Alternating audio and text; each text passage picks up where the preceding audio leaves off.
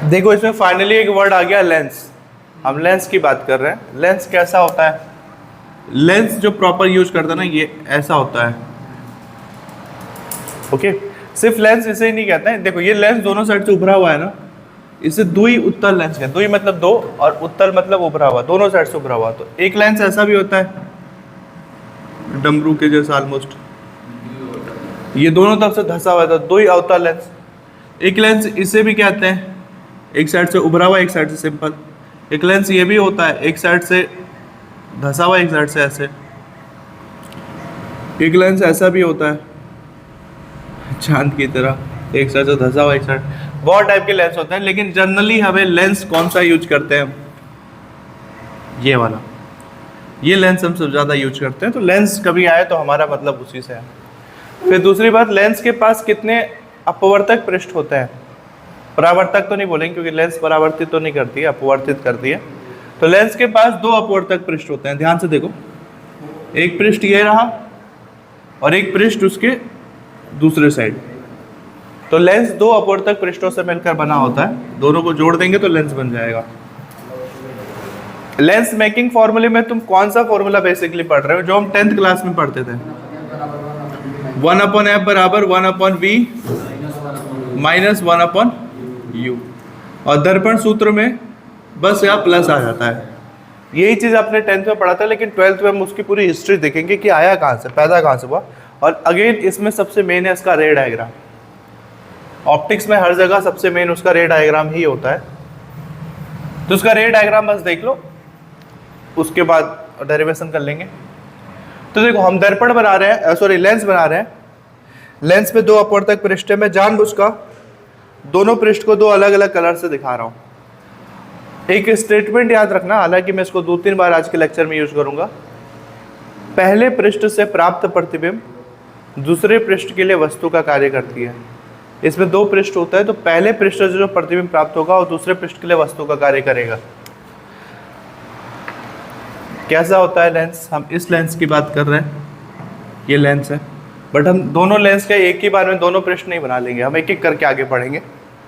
पहला सरफेस मान लो, पहला सरफेस ये है, छोटा थोड़ा बनाओ। पहले सरफेस से अब क्या दिखाना होता है? पोल दिखाना होता है। तो ये हो गया पोल। अब पोल से क्या बनाना होता है फिर? प्रिंसिपल एक्सिस दोनों साइड से। लो ये प्रिंसिपल एक्सिस एक इधर से बन गया, दोनों साइड से खींचना होता है ये। अब क्या करते हैं, अगर ये लेंस का पहला पृष्ठ है, ठीक है, तो इसका ये इस साइड झुका हुआ है ना, तो इसका वक्रता केंद्र इधर कहीं होगा। मान लेते हैं इधर कहीं वक्रता केंद्र हो गया, तो उसके आधे में थोड़ा और आगे ही ले लो। वक्रता केंद्र इधर हो गया, तो इसके आधे में कौन हो गया? फोकस हो गया। अब इधर कोई वस्तु मान लो, वस्तु किस चीज से दिखाते हैं? ऑब्जेक्ट। अभी हम लेंस का सिर्फ पहला पृष्ठ ले रहे हैं, सेकंड पृष्ठ बाद में लेंगे। तो पहले पृष्ठ से ये हो गया, ये प्रकाश आपतित हुआ और एक प्रकाश चुपचाप सीधा वाला भी जा रहा है। फिर क्या होगा? प्रकाश अभिलंब की ओर झुकेगा कि अभिलंब से दूर जाएगा? हवा से वो कांच के अंदर जा रहा है, विरल से सघन में जा रहा है, तो झुकेगा। ठीक है, तो झुकने के लिए पहले तो अभिलंब बनाना पड़ेगा। अब ये प्रकाश यहाँ टकराई और सेंटर क्या है तो पता है, वक्रता केंद्र और इस बिंदु को जब मिलाओगे तो वहां क्या प्राप्त होगा आपको? अभिलंब बनेगा। और ये प्रकाश क्योंकि विरल से सघन में गई, इसलिए सीधा ना जाने के बजाय वो झुक जाएगा। तो झुक करके सपोज करो यहाँ कहीं ऐसे झुक करके नीचे गिरा। अब एक प्रकाश सीधा जा रहा है, एक प्रकाश ऊपर से आ रहा है, तो दोनों आकर कहाँ मिलेंगे? यहाँ मिलेगा। मैं इसे फाइनल इमेज नहीं बोलूँगा, इसलिए मैं इसको किस चीज़ से दिखाऊंगा? आई डैश से। फाइनल इमेज क्यों? क्योंकि लेंस में दो पृष्ठ होता है। ये लेंस है, ये लेंस है, तो लेंस के दो पृष्ठ होते हैं। हम सिर्फ पहले पृष्ठ को लेकर अभी कर रहे हैं। ठीक है, तो पहले पृष्ठ से तो इमेज प्राप्त हुआ, पता चल गया। ठीक है, अब क्या कॉन्सेप्ट याद रखना है कि पहले पृष्ठ से जो प्राप्त प्रतिबिंब होगा वो दूसरे पृष्ठ के लिए क्या करेगा? वस्तु का कार्य करेगा। ये कॉन्सेप्ट एकदम याद रखना। अगला जो डेरिवेशन आएगा उसमें भी ये यूज होगा। तो पहले पृष्ठ से प्राप्त प्रतिबिंब ये है, अब ये वस्तु बन गया। अब भूल जाओ, अब सेकंड पृष्ठ पे आओ, और सेकंड पृष्ठ पे आएगा तो पहले पृष्ठ को भूल जाओ फिलहाल के लिए। ठीक है, अगर सेकंड पृष्ठ पे आ गए तो ये बना दिया हमने ये सेकंड पृष्ठ। सपोज कर लो कि यहाँ पे पहला पृष्ठ है ही नहीं, बट ये वस्तु का कार्य करेगा, ठीक है। अगर ये वस्तु है, ठीक है, और एक काम करो, अगर ये पृष्ठ बनाया है तो इसका भी तो वक्रता केंद्र होगा, तो ज़्यादा नहीं सोचना है, जितना गैप पे आपने ये लिया इतने गैप पे आपने एफ ले लिया, और एफ से डबल गैप पे क्या ले लिया, सी। दोनों हम मान के चलेंगे कि दोनों का फोकस दूरी सेम है, वक्रता केंद्र सेम है। और अब क्या करेंगे, हाँ, अब ये सेकंड पृष्ठ है, ये है पृष्ठ सेकंड, और ये क्या था, पृष्ठ फर्स्ट। अब सेकंड पृष्ठ को मान रहे हैं, और सेकंड पृष्ठ के लिए वस्तु कौन है, ये जो पहले पृष्ठ के लिए प्रतिबिंब था, और सेकंड पृष्ठ के लिए वस्तु, मान लो सेकंड पृष्ठ है ही नहीं, इसका वस्तु है यहाँ पे, ठीक है, फर्स्ट पृष्ठ नहीं है। अब देखो ये वस्तु है तो यहाँ से क्या होगी, प्रकाश ऊपर जाएगी, ये प्रकाश ऊपर जाएगी, यहाँ टकराई। अब प्रकाश जहाँ से टकराती है उससे आपको वक्रता केंद्र को मिलाना होता है, तो क्या प्राप्त होता है, अभिलंब। तो बना दो इसका अभिलंब, ये बन गया इसका अभिलंब।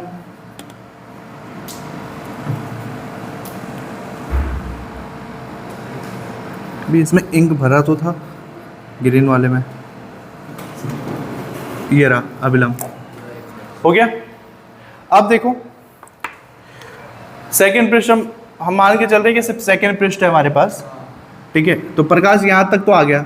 अब अगर ये सिर्फ सेकंड पृष्ठ है, अगर सिर्फ ये प्रकाश अगर यहाँ से आई डैश है ना, यहाँ से यहाँ पर आ गया, तो अब ये कहाँ जा रहा है, बाहर से ग्लास, और ग्लास से फिर कहाँ निकलेगा, ग्लास, और ग्लास से फिर कहाँ निकलेगा, बाहर एयर में। तो कोई प्रकाश अगर ग्लास से एयर में जा रहा है, ठीक है, ग्लास में जाएगा, झुकेगा, उसके बाद ग्लास से एयर में जाएगा तो क्या होगा, सघन से विरल में जाएगा, तो अभिलंब से दूर जाएगा। अब देखो ये वाला सेकंड पृष्ठ का अभिलंब ये है ना, ये वाली लाइन, तो इससे क्या जाएगा, दूर जाएगा, ठीक है, दूर जाएगा। मतलब अगर तुम्हें अभिलंब में कंफ्यूजन हो रही है ग्रीन ग्रीन, तो इसको रेड से बना देता हूँ, अच्छा में दोनों अभिलंब सेम रहेगा तो कंफ्यूजन होगा। लो अब नहीं होगा, ये रेड वाली, ये हो गया सेकंड का अभिलंब। अब ये काल्पनिक रेखा होती है तो इसको काल्पनिक भी दिखा दो, ये भी काल्पनिक है ग्रीन वाली। अब देखो प्रकाश क्या होगा, ग्लास से एयर में आ रहा है, ठीक है, मान के चल रहे हैं, जब वो फाइनली ग्लास से एयर में जाएगा तो प्रकाश क्या होगा, अभिलंब से दूर हटेगा। ये अभिलंब है, तो अभिलंब के नजदीक जाने का मतलब प्रकाश इसके एकदम क्लोज आना था, बट उससे दूर जाएगा क्योंकि वो ग्लास से एयर में जा रहा है, तो दूर जाएगा। तो ये अगर नीचे की तरफ आ रहा है, अभिलंब नीचे की तरफ आ रहा है, तो ये कहाँ जाएगा, उतना ही ऊपर की तरफ जाएगा। वैसे ही अगर इस प्रकाश को, अगर ये वाली प्रकाश को अगर ड्रॉ करो, तो ये कहाँ जाएगा, ऐसे ऊपर की तरफ कहीं पे। मैं वही बता रहा था कि अगर ये प्रकाश कहीं ऐसे ऊपर की तरफ अगर चला गया है, ये सीधा तो नहीं जा सकता, सीधा भी नहीं जाएगा, थोड़ा ऊपर ही जाएगा। अगर ऐसे ऊपर की तरफ चला गया तो एक ये प्रकाश है जो ऐसे मुड़ के इधर गया, और एक ये प्रकाश है जो यहाँ से सीधा जा रहा है। क्या ये दोनों आपस में कभी टकराएंगे? नहीं, लेकिन हमें प्रतिबिंब तो प्राप्त होता है। इसका मतलब प्रतिबिंब प्राप्त हो रहा है, इसका मतलब ये प्रकाश ऐसे नहीं टकरा रहे हैं, इसका मतलब आपको उसको क्या करना पड़ेगा, पीछे ड्रॉ करना पड़ेगा, ठीक है, और तब जाकर ये यहाँ टकराएंगे, इसका मतलब प्रतिबिंब इससे प्राप्त हो रहा है। वही चीज वो मैंने सिंगल ग्लास उसके सरफेस के लिए बताया, वही इधर बताऊं तो प्रकाश एक्चुअल में ऊपर कहीं जाना चाहिए था, अनंत में, ठीक है, लेकिन जब प्रकाश ऐसे ऊपर कहीं जाएगा अभिलंब से दूर, तो ये प्रकाश और एक सीधी लाइन से ये आने वाली प्रकाश कभी भी नहीं टकराने वाली आपस में। एक प्रकाश आपका ऐसे सीधा ऊपर की तरफ जा रहा है, ऐसे ऊपर की तरफ चलता जा रहा है, और एक प्रकाश यहाँ से सीधा जा रहा है। ये जैसे जैसे जा रहा है उनके बीच का डिस्टेंस बढ़ता ही जाएगा। जबकि हमें फिजिक्स का एक फंडामेंटल कॉन्सेप्ट पता है कि प्रतिबिंब वहीं प्राप्त होता है जहाँ पे प्रकाश अपवर्तन के पश्चात टकराती हैं या परावर्तन के पश्चात। इसका मतलब प्रकाश ऐसे नहीं टकराई है, इसका मतलब उस प्रकाश को क्या करना पड़ेगा, सीधा ना लेकर पीछे की तरफ से तुम्हें क्या लेना पड़ेगा, ऐसे आभासी प्रकाश। थोड़ा इसको और उधर ड्रॉ कर लेते हैं, ये जितना ऊपर जा रहा था उससे उसी को हम प्रकाश को थोड़ा पीछे की तरफ ड्रॉ कर लेते हैं। ये प्रकाश, ये आभासी वाली लाइन काल्पनिक लाइन को हमेशा डॉटेड लाइन से शो करते हैं। इसका मतलब ये सीधा नहीं जा रहा है, प्रतिबिंब हमें तब प्राप्त हो रहा है जब प्रकाश को हमने पीछे काल्पनिक के तौर पे लिया। अब देखो एक प्रकाश नीचे की तरफ आ रहा है, ये नीचे की तरफ आ रहा है और एक प्रकाश यहाँ से जा रहा है, दोनों आगे कहाँ टकराएंगे, यहाँ पर, और यहाँ पे क्या प्राप्त हो जाएगा, इमेज प्राप्त हो जाएगा। ठीक है, तो ये सेकंड पृष्ठ का सरफेस ये था जहाँ से सब कुछ प्राप्त हुआ। ये आपका फाइनल इमेज है। अब अगर फिर से समझना है तो समझो जल्दी से। पहला पृष्ठ, इसका वक्रता केंद्र, फोकस का कोई काम ही नहीं है, खैर ये हो गया। पहले पृष्ठ का वस्तु था वो, वस्तु से प्रकाश गई, प्रकाश यहाँ टकरा गई। अब वक्रता केंद्र तो बनाना पड़ेगा, जैसे प्रकाश टकराती है वैसे हमें वक्रता केंद्र बनाना, ये वक्रता केंद्र हो गया। अब प्रकाश विरल से सघन में जा रही है कांच के अंदर, ठीक है। अब वो क्या हो जाएगा, झुकेगी, झुक करके इधर कहीं प्राप्त हुआ प्रतिबिंब। अब ये फाइनल प्रतिबिंब नहीं है इसलिए आई डैश है। एक सेकेंड,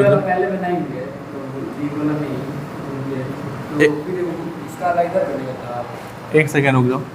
अब ये पहले से प्राप्त प्रतिबिंब हो गया। अब सेकेंड सरफेस को बना लो। सेकेंड सरफेस के लिए भी जैसे यहाँ केंद्र इतना दूर रखा था, इसको भी यहाँ से, इससे सेंटर से नापते हैं, ठीक है। याद रखना, जब लेंस के केस आए तो इसको यहाँ से नापा जाता है, इसे प्रकाशिक बिंदु कहते हैं, ठीक है। ऑप्टिकल सेंटर, उसको भी ओ से ही दिखाते हैं, ऑब्जेक्ट को भी ओ से। तो मैं इसे किसी और चीज़ से दिखा देता हूँ, एम से दिखा देता हूँ समझ, हालांकि इसे ऑप्टिकल सेंटर कहते हैं, जनरली ओ से ही दिखाया जाता है इसको।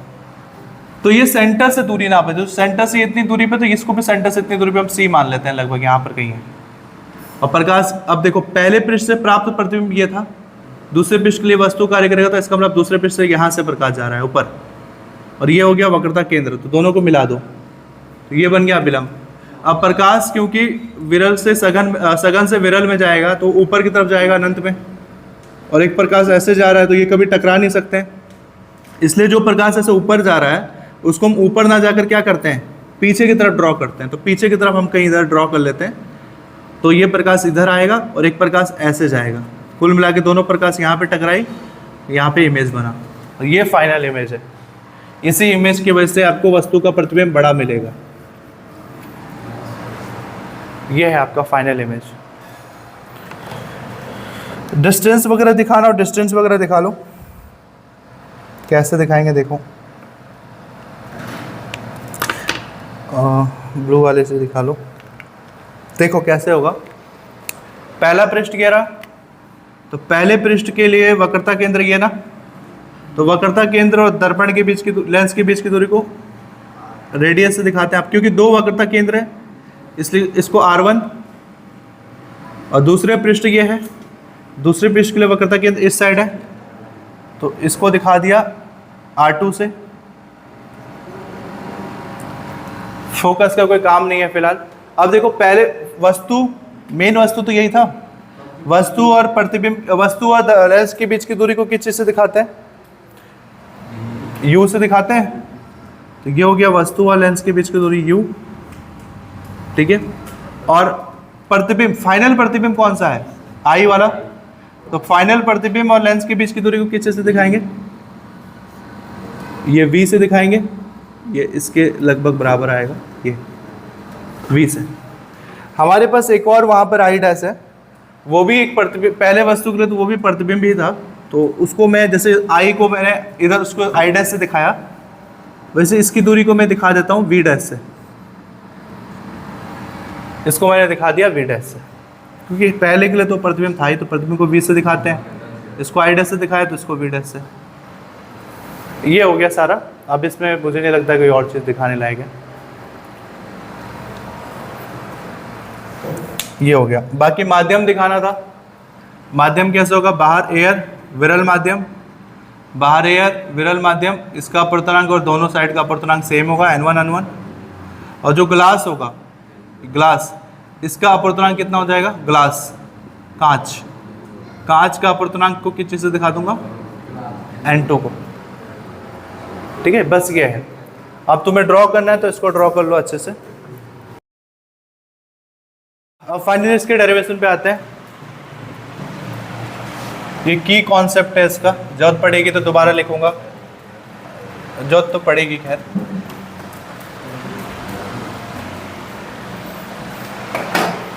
अब देखो जरा, मैंने इसमें एक लाइन एक्स्ट्रा ऐड कर दिया, क्योंकि कोई भी डेरिवेशन डायरेक्ट नहीं करना चाहिए, थोड़ा बहुत डायग्राम को समझा देना चाहिए।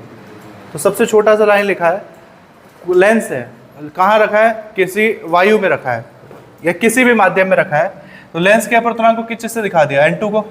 वो किस माध्यम में रखा है, n1 वाले में। तो n2 अपर्तनांक वाला लेंस n1 अपर्तनांक वाले माध्यम में स्थित है। तो अब आगे डेरिवेशन स्टार्ट करेंगे। कल हमने एक जो प्रीवियस लेक्चर था उसमें एक हमने डेरिवेशन पढ़ा था अपवर्तन का सूत्र, याद आ रहा है, गोलीय पृष्ठ द्वारा अपवर्तन का सूत्र। तो ये भी तो गोलीय पृष्ठ है, लेंस को तो गोलीय पृष्ठ कहते ही हैं, और इसमें भी अपवर्तन हो रहा है। तो अपवर्तन का सूत्र के द्वारा हम ये वाला फॉर्मूला निकालेंगे, ठीक है। गोलीय पृष्ठ द्वारा अपवर्तन के सूत्र का यूज करके हम ये लेंस निर्माता सूत्र निकालेंगे। तो लिख लेते हैं,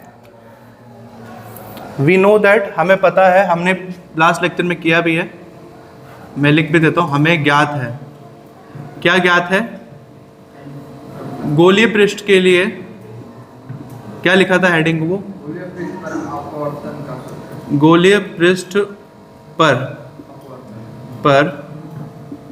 अपवर्तन का सूत्र, अपवर्तन का सूत्र। क्या सूत्र था गोलीय पृष्ठ पर अपवर्तन का, n2 upon v minus n1 upon u,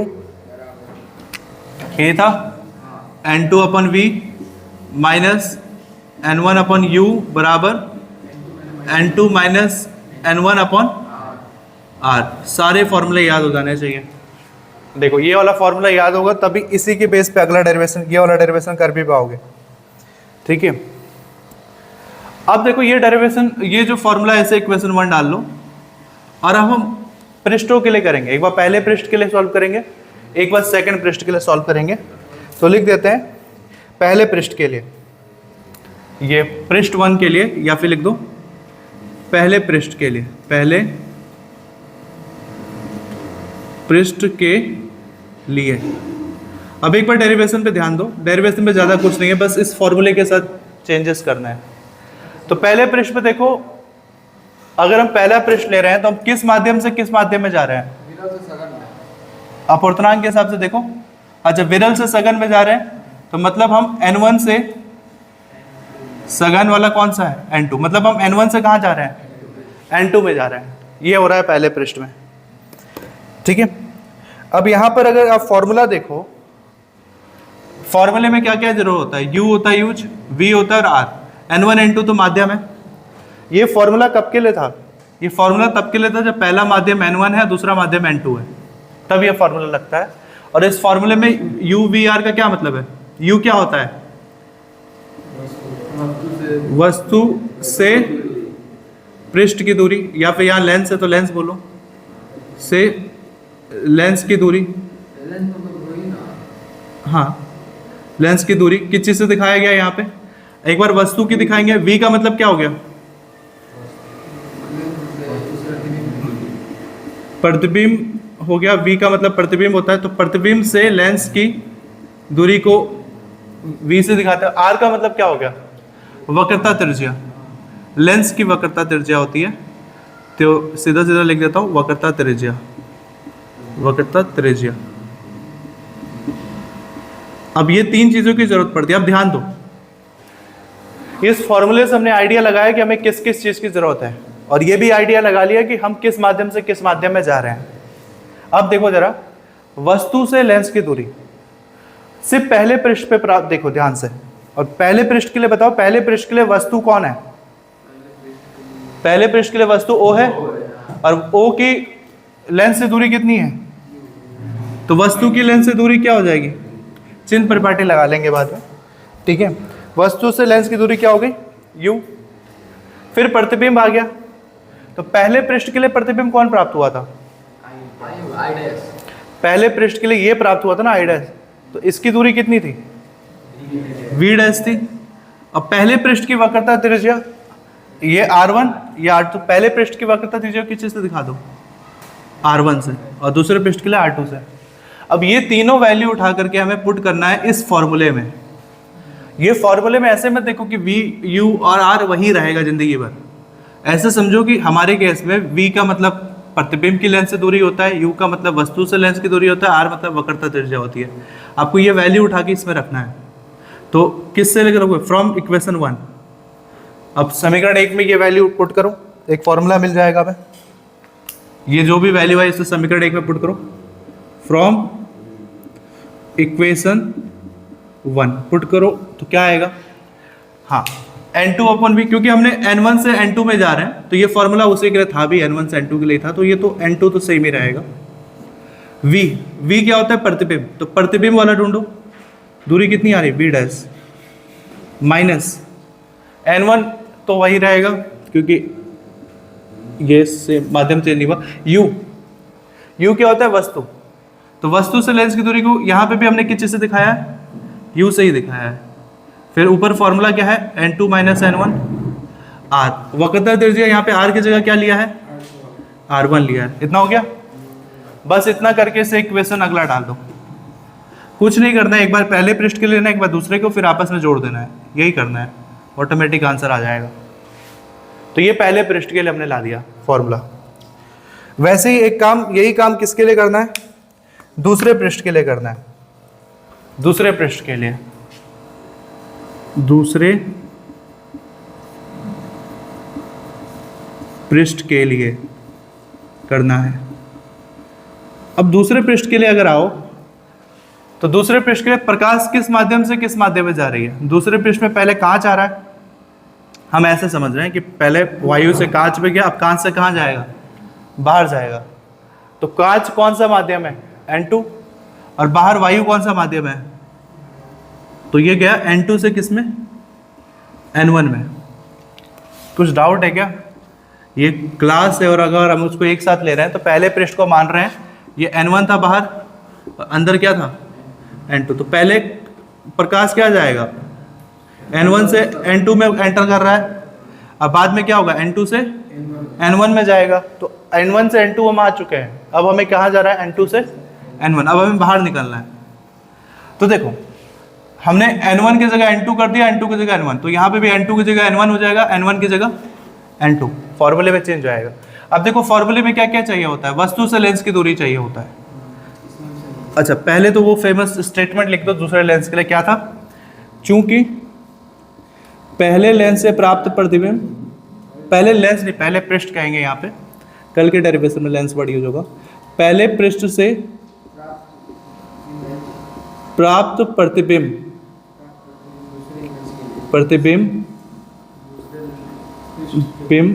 दूसरे पृष्ठ के लिए क्या बन जाता है, दूसरे पृष्ठ के लिए वस्तु का कार्य करती है, के लिए वस्तु का कार्य करती है। हो गया, अब ये इस लाइन तो लिखना ही लिखना है, ये तो सबसे इंपॉर्टेंट लाइन है।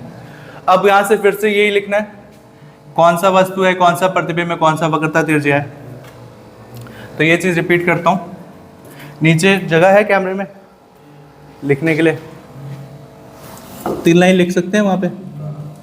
तो क्या है, पहला वस्तु से लेंस की दूरी, वस्तु से लेंस की दूरी, अब ये जो भी होगा कैलकुलेट करके हम निकाल लेंगे। फिर प्रतिबिंब आता है, फॉर्मूले में 3 चीजें, वस्तु, प्रतिबिंब और वक्रता त्रिज्या, हम उसी को ले रहे हैं बस। फिर दूसरा क्या गया, प्रतिबिंब से लेंस की दूरी, ये हो गया, और त्रिज्या क्या हो गया, तीसरा क्या हो गया, वक्रता त्रिज्या, वक्रता त्रिज्या के। तो वस्तु की लेंस से दूरी कितनी थी। अब सेकंड वाले पे ध्यान दो, पूरा कॉन्सेप्चुअल है ये डायग्राम, ये पूरा डेरिवेशन। सेकंड वाले पे ध्यान दो, दूसरे पृष्ठ के लिए वस्तु कौन था, जो पहले पृष्ठ के लिए प्रतिबिंब था। तो पहले पृष्ठ के लिए प्रतिबिंब कौन था, आई डैश प्राप्त हुआ ना, तो आई डैश दूसरे पृष्ठ के लिए क्या हो गया, वस्तु। अब आई डैश की लेंस से दूरी कितनी थी, वी डैश, फिर प्रतिबिंब, फिर देखो दूसरे पृष्ठ का फाइनल प्रतिबिंब कौन सा प्राप्त हुआ था, आई, तो आई की लेंस से दूरी कितनी है, v, और दूसरे लेंस के लिए वक्रता त्रिज्या कितनी हो जाएगी, r2। अब ये जो भी आया वैल्यू उसको उठा के इक्वेशन 1 में रखना है, फ्रॉम इक्वेशन 1, फ्रॉम इक्वेशन 1। अब ध्यान दो जरा, इक्वेशन 1 का फॉर्मूला जो था वो इसके लिए था, n1 से n2 में जाने के लिए, वो था जब n1 से n2 में जा रहे हो तब के लिए था ये। लेकिन आज के केस में, इक्वेशन 2 के केस में, इसके केस में, दूसरे पृष्ठ के केस में आप n1 से n2 में नहीं, n2 से n1 में जा रहे हो, उल्टा जा रहे हो। तो होगा क्या, जहां n1 है वहां n2 हो जाएगा, जहां n2 है वहां n1 हो जाएगा। तो n2 की जगह क्या आ जाएगा, n1। v का मतलब क्या होता है, प्रतिबिंब। तो देखो प्रतिबिंब की लेंस से दूरी कितनी है, यहाँ पे भी v है, फिर माइनस, फिर n1 की जगह क्या आ गया, n2। हमें n1 की जगह n2 आ गया क्योंकि हमने माध्यम चेंज कर दिया। अब u क्या होता है, वस्तु। तो वस्तु वाला ढूंढो, वस्तु की लेंस से दूरी पीछे से दिखाया, v डैश से, बराबर n2 माइनस n1 था ना, तो मैं इसको क्या कर दूंगा, n1 माइनस n2 बटे r की जगह r2। क्लियर है इतना, ठीक है। अब एक और चीज, मुझे ना आगे जाके जरूरत पड़ेगी इसको और इसका राइट साइड और इसका राइट साइड सेम करने की, तो मैं यहीं पे सेम कर देता हूँ। वैसे तो आगे करना चाहिए बट यहीं कर देते हैं, यहाँ से आसान हो जाता है। अगर मैं n2 इसको भी n2 माइनस n1 करना चाहूँ, इस वाले को n2 माइनस n1 करना चाहूँ, तो क्या करना पड़ेगा, माइनस के अंदर गुणा करना पड़ेगा। माइनस का गुणा करोगे तो ये माइनस n2 प्लस n2 बन जाएगा और प्लस n1 माइनस n1 ये तो यहीं पर हुआ, ये माइनस n1 था और प्लस n2 था। मुझे आगे जाके इनको जरूरत पड़ेगी सेम करने की, इसलिए यहीं कर देता हूँ सेम। तो करना क्या है, बस एक माइनस कॉमन ले लो, नहीं n2 अपन v डैश, हम माइनस अंदर से कॉमन ले रहे हैं, अंदर से बाहर निकाल रहे हैं माइनस। तो अंदर से बाहर निकालोगे तो प्लस वाला क्या बन जाएगा, माइनस n1, और माइनस वाला क्या बन जाएगा, प्लस n2, और बटे में क्या है, r2। ये अपने जानबूझ कर किया है क्योंकि अब हमें आगे जाके इस वाले को, इक्वेशन 2 को और इक्वेशन 3 को आपस में जोड़ना है, ठीक है, इसलिए हमने इसको सेम किया था। इतना देख लो, समझ में आया। बस जो अपवर्तन का, गोलीय पृष्ठ पर अपवर्तन का सूत्र है, उसी में वैल्यू पुट किया जा रहा है, बस और कुछ नहीं।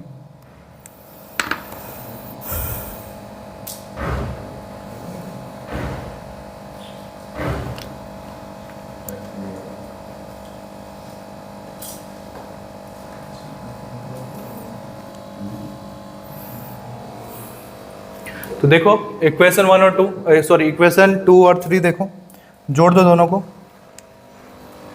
फ्रॉम इक्वेशन 2 एंड 3, या एडिंग मतलब जोड़ना, equation 2 and 3 by adding equation 2 and 3, by adding equation 2 and 3, या हिंदी में लिखने जाओ तो इक्वेशन 2 और 3 को जोड़ने पर लिख सकते हो। इक्वेशन 2 क्या है, n2 अपन v डैश माइनस n1 अपन u, n1 अपन u। अब इक्वेशन 2 का right hand side, left hand side देखो, n1 अपन v, जोड़ रहे हैं तो प्लस का चिन्ह, n1 अपन v, फिर प्लस माइनस का माइनस, और फिर n2 अपन v डैश बराबर। अब राइट हैंड साइड आओ, इसको जोड़ो, n2 माइनस n1 बटे r1, n2 माइनस n1 बटे r1, और इक्वेशन 2 का राइट साइड क्या है, सेम ही, बट यहाँ कौन सा चिन्ह आ जाएगा, n2 माइनस n1 बटे r2। कैमरे पे देखो एकदम कोने वाला दिख रहा है क्योंकि हिलता रहता है कैमरा। आप देखो कुछ कट रहा है लेफ्ट साइड में, n2 अपन v डैश प्लस और माइनस n2 अपन v डैश, तो ये कट गया, प्लस से माइनस बचा क्या, ये बच गया, ये बच गया, तो ये माइनस से वाला, ये प्लस। मैं प्लस वाला पहला लिखना पसंद करूंगा, और दोनों n1 वाला प्राप्त हुआ है, ठीक है, कोई बात नहीं। तो प्लस वाला पहले लिख रहा हूं, तो n1 बटे v माइनस n1 अपन u बराबर, उधर क्या बच गया, उधर देखो ऊपर वाला कॉमन है ना, n2 माइनस n1 बाहर निकाल लो, n2 माइनस n1 बाहर निकाल लो, तो अंदर क्या बच गया, 1 upon r1 minus 1 upon r2। देखो n2 माइनस n1 बाहर, n2 माइनस n1 बाहर, 1 upon r1 minus 1 upon r2, ये हो गया। अब इसमें देखो क्या कॉमन है, n1 कॉमन है, तो अगर इसमें n1 कॉमन है तो यहीं से n1 भी बाहर निकाल लो, मैं यहाँ से निकाल सकता था डायरेक्ट, तो n1 बाहर निकाल लेती, ये हो गया 1 अपॉन v, 1 अपॉन u, और यहाँ से क्या बाहर निकाल लिया था, n1। अब एक काम करने ऐसे नहीं कटेगा, n1 अब डिवाइड गुणा में है, दूसरे से आ जाएगा तो भाग में जाएगा, दोनों के भाग में। तो अब देखो क्या आएगा, 1/v माइनस 1/u। देखो लेंस का एक फॉर्मूला तो आ गया, 1/f बराबर 1/v माइनस 1/u होता है ना, तो 1/v माइनस 1/u तो आ गया। अब देखो इधर क्या है, n1 का भाग होगा, तो n2 बटे n1 माइनस n1 बटे, ये गुणा में था, इधर आएगा तो भाग में हो गया, और बगल में क्या बच गया गुणा में, 1/r1 माइनस 1/r2 बच गया। ओके, अब n1 से n1 कट गया तो क्या आ जाएगा,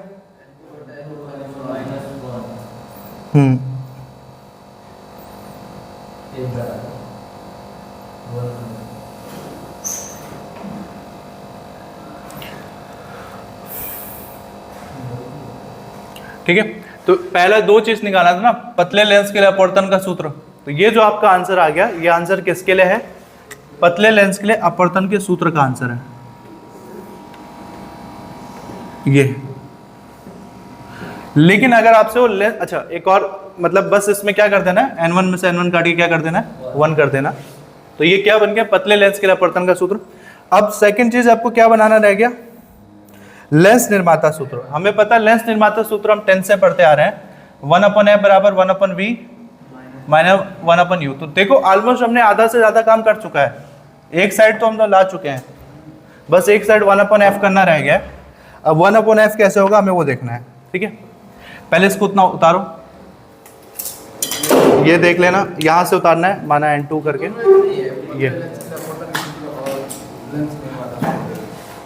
ये अपवर्तन का सूत्र तो बस इतना तक ही आएगा। ये अभी स्टार्ट हो गया, यहाँ से बड़े बड़े डेरिवेशन होना, अभी तुम्हें अब डे बाय डे इससे बड़े बड़े ही मिलेंगे। इतना उतार लो, फिर इसके आगे बताता हूँ, बस लास्ट स्टेप रह गया। हो गया प्ले, देखो अब इतना हो गया, ये हमारा आ गया पतले लेंस के लिए अपवर्तन का सूत्र। अब मेन जो है वो है लेंस मेकिंग फॉर्मूला। उसके लिए बस इतना ध्यान रखो, यदि कोई वस्तु अगर अनंत पे है, ये कॉन्सेप्ट तुम्हें 10th में भी पढ़ाया गया होगा, नहीं पढ़ाया तो 12th में याद कर लो। अगर कोई भी वस्तु तुम अपने लेंस से देख रहे हो और अनंत की वस्तु देख रहे हो, सपोज तुम अपने लेंस से तुम सूरज को देख रहे हो, चांद को देख रहे हो, किसी तुम समंदर में किसी दूर स्थित टापू को देख रहे हो या जहाज को देख रहे हो, ठीक है। तो कोई भी वस्तु अगर तुम्हारे लेंस की तुलना में अनंत पर है तो उसका प्रतिबिंब हमेशा याद करना फोकस पे बनता है। कोई भी वस्तु यदि अनंत पे है तो उसका प्रतिबिंब हमेशा कहाँ बनता है, फोकस पर बनता है, ये याद रखना, ठीक है। अब जैसे कि यहाँ पर हमें एक फॉर्मूला मिला u मतलब क्या होता है, वस्तु की लेंस से दूरी, v मतलब प्रतिबिंब की लेंस से दूरी। तो यदि इफ मतलब यदि मैं वस्तु को अनंत पे रख दूं, ये इन्फिनिटी का चिन्ह है, उल्टा लेटा हुआ 8 मत बोल लेना, इससे क्या बोलते हैं, इन्फिनिटी। यदि वस्तु अनंत पे है तब इफ u इक्वल इन्फिनिटी, यदि वस्तु अनंत पे है या देन v कितने पे होगा, प्रतिबिंब कहां प्राप्त होगा, फोकस पर। इसका ये मतलब है कि यदि वस्तु अनंत पर है तब, ठीक है, इसलिए आपका प्रतिबिंब कहां प्राप्त होगा, फोकस पे। बस तुम्हें ये वैल्यू उठा करके ऊपर वाले इक्वेशन में रख देना है, आपका आंसर देखना खुद ही मॉडिफाई होके आ जाएगा। तो v की जगह क्या रख देना है, f। तो ध्यान से देखो 1/f माइनस 1/u का जगह इन्फिनिटी, ये हो गया, बराबर क्या आ गया, n2 बटे n1, n1 बटे n1 को क्या कर दिया था हमने, 1, ठीक है। अब 1/r1 माइनस 1/r2, ठीक है, इसे ऐसे कर दिया 1/r1 माइनस 1/r2। इससे भी एक इक्वेशन डाल देना चाहिए था मैं ऊपर वाले को, अभी डाल देते हैं क्योंकि इस इक्वेशन की जरूरत पड़ेगी हमें। इसे डाल लो, जैसे इक्वेशन 3 था, ये डाल लो तो डब्बे में किया है इक्वेशन 4, इसकी जरूरत पड़ेगी क्योंकि हम इसकी और इसकी तुलना करेंगे आपस में भी।